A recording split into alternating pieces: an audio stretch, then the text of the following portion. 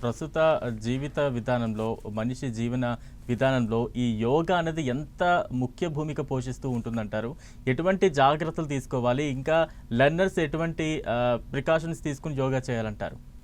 Yeah, చాలా మంచి ప్రశ్న. ఒక బిగినర్ ఎలా స్టార్ట్ చేయాలి యోగా?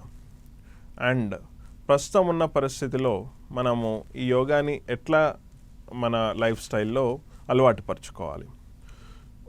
మనం యోగా స్టార్ట్ చేసే ముందు ఏంటంటే కొన్ని ప్రికాషన్స్ అనేది మనం ఫాలో అయితే మంచిది. ప్రికాషన్స్ ఏంటి అంటే, ఫస్ట్ అగ్రెసివ్ ఆసనాలు లేదా అగ్రెసివ్ డీప్ బ్రీతింగ్ ఎక్సర్సైజెస్ లాంటివి చేయకూడదు. మనం స్లోగా స్టార్ట్ చేయాలి. స్టార్ట్ చేసేటప్పుడు ఎంప్టీ స్టమక్ ఉండేటట్టు చూసుకోవాలి. అండ్ కంఫర్టబుల్ క్లాతింగ్ ఇవన్నీ ఉండేటట్టు చూసుకోవాలి.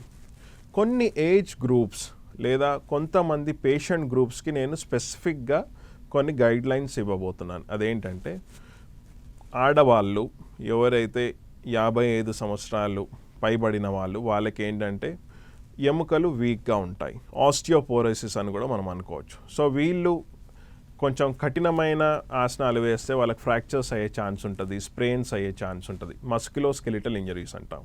సో వీళ్ళు జాగ్రత్తగా స్టార్ట్ చేయాలి, స్లోగా స్టార్ట్ చేయాలి. కొంతమంది అన్కంట్రోల్డ్ బీపీ, అంటే చాలా హై ఉంటుంది వాళ్ళ బీపీ, మందులు వేసుకుంటే కానీ కంట్రోల్కి రాదు. 170/100 కానీ అట్లా అంత హై ఉన్న వాళ్ళకి మందులు వేసుకుంటే కానీ కొంచెం కంట్రోల్కి వస్తుంది. లైక్ కిడ్నీ పేషెంట్స్ మీరు చూసుంటారు. వాళ్ళకి డీప్ బ్రీతింగ్ ఎక్సర్సైజెస్ ఎక్కువ చేస్తే బీపీ పెరిగే అవకాశం ఉంటుంది. సో ఈ 2 గ్రూప్ ఆఫ్ పేషెంట్స్ కొంచెం జాగ్రత్తగా స్టార్ట్ చేయాలి.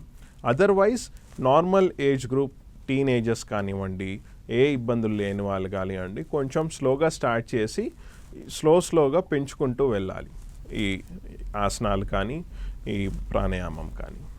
రైట్.